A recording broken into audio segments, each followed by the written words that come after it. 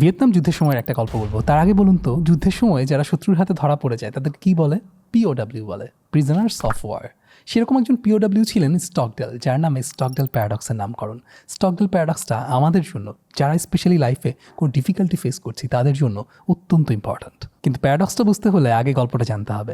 স্টকডেল তার সাথে আরও বেশ কিছু সৈন্য সহ শত্রুপক্ষের হাতে ধরা পড়ে যায়। সঙ্গী সাথীরা এক এক করে হয় পাগল হয়ে যাচ্ছিল নির্যাতনে, কিংবা মারা যাচ্ছিল। কিন্তু স্টকডেল একমাত্র যে অনেক বছর পরও সম্পূর্ণ সেইন মাইন্ডে আবার শত্রুপক্ষের হাত থেকে মুক্তি পায়। তাকে যখন জিজ্ঞেস করা হয় তুমি কিভাবে মুক্তি পেয়েছো, তোমার মাইন্ডসেটটা কীরকম ছিল, সে বলেছিল আমি নিশ্চিত ছিলাম যে আমি একসময় না একসময় মুক্তি পাবোই পাবো, এবং এই অভিজ্ঞতাটা আমার লাইফের মোস্ট ইম্পর্ট্যান্ট অভিজ্ঞতাগুলোর একটা হবে। খুব ভালো কথা। তাহলে তোমার সাথে যারা পাগল হয়ে গিয়েছে তাদের কি সমস্যা হয়েছিল, তারা কি চিন্তা করতো? সে তখন বলল তারাও জানতো এবং তারাও বিশ্বাস করতো এবং বারবার বলতো আমরা মুক্তি পেয়ে যাব। তখন সবাই জিজ্ঞেস করলো তাহলে তোমার সাথে তাদের ডিফারেন্স কি?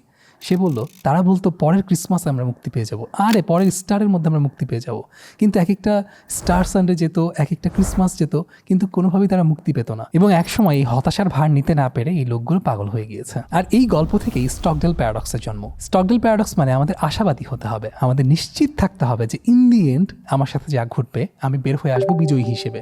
কিন্তু বর্তমানে যে রিয়েলিটি, সেই রিয়েলিটির ডিফিকাল্টিকে কোনোভাবেই অতিরিক্ত অপটিমিস্টিক হয়ে গিয়ে ইগনোর করা যাবে না। কোনোভাবেই ভাবা যাবে না যে কিছু দিনের মধ্যেই সব কিছু ঠিক হয়ে যাবে।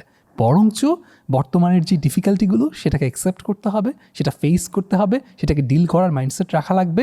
কিন্তু এটা বিশ্বাস করতে হবে যে ইন দি এন্ড সব কিছুর পর আমি জিতবো ইনশাল্লাহ।